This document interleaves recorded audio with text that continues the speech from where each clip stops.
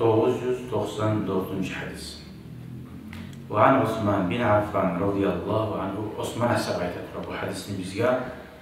Kâle Resulullah, Allah'ın elçisi sallallahu aleyhi ve sellem etti.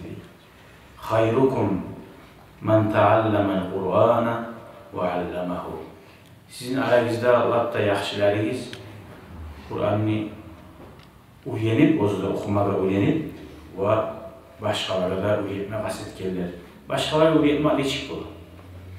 Sen yaşlarını okutsan ya da yaşlarını okutan adamla müderriske ders veriyor, Kur'an okutan adamla Allah mesela zarfat alamsa, almayayım ya da alamsa 5 mat alam.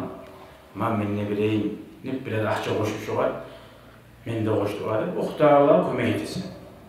Şu sen kömek ettiğine sebep bulsan da sen şu uyuteyine sebep bulgan olasın. Uzun bulman son.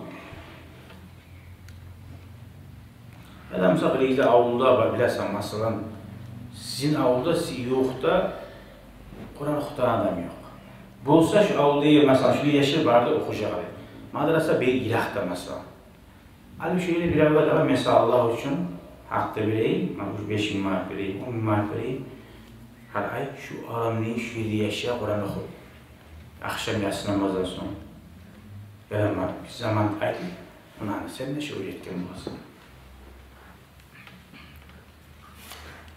Sallayı barına Kur'an öğretmesin de, bilge seyin öğretsen de, amma cüzgeyi öğretip versen de. Şurada Kur'an'ı öğretken bulasın. Elhamdülillahi Rabbil Alemin.